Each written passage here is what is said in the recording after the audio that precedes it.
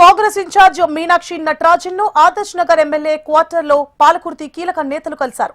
పాలకుర్తి నియోజకవర్గం గురించి ఆమెకు తెలియజేశారు. ఝాన్సీరెడ్డి ఎమ్మెల్యే యశస్విని రెడ్డి నిర్ణయాలతో పాలకుర్తిలో మేజర్ గ్రామ పంచాయతీలను కోల్పోయామని వారు ఆరోపించారు. ఎమ్మెల్యే ప్రజలకు అందుబాటులో ఉండడం లేదంటూ ఇన్ఛార్జ్ మీనాక్షి నటరాజన్ కు ఫిర్యాదు చేశారు. పాలకుర్తి నియోజకవర్గంలో కాంగ్రెస్ పార్టీని కాపాడాలని అధిష్టానాన్ని కోరారు. వారు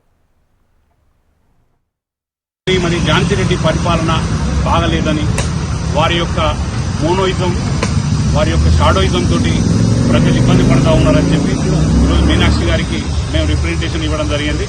ఆ రిప్రజెంటేషన్ను మీనాక్షి గారు బాగా స్పందించారు. వారికి మేము కృతజ్ఞత చెప్తా ఉన్నాం.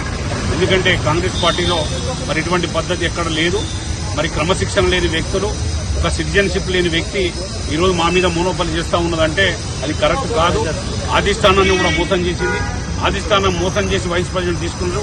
ఆ వైస్ ప్రెసిడెంట్ పై కూడా న్యాయ విచారణ చేసి తక్షణమే వైస్ ప్రెసిడెంట్ తీసేయాలని చెప్పడం జరిగింది కాంగ్రెస్ పార్టీలో. ఎందుకంటే సిటిజన్షిప్ లేని వ్యక్తులకు మన బైలాలో లేదు, కాంగ్రెస్ బైలాలో వైస్ ప్రెసిడెంట్ ఇవ్వడానికి వీల్లేదు. సిటిజన్షిప్ ఉన్నదని చెప్పి కాంగ్రెస్ అధిష్టానాన్ని కూడా మోసం చేయడం జరిగింది. ఆ మోసాన్ని కూడా ఈ రోజు మీనాక్షి గారి దృష్టికి తీసుకుపోయినా ఇటువంటి జరగకూడదు.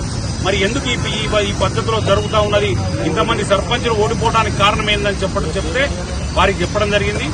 వారి ప్రవర్తన బాగలేదు, ప్రజల్లో ఉండట్లేదు. వాళ్ళు ఎలక్షన్లు కాగానే ఇద్దరు అత్తాకోడలు ఇద్దరు చదువుకొని అమెరికా వెళ్ళిపోయారు.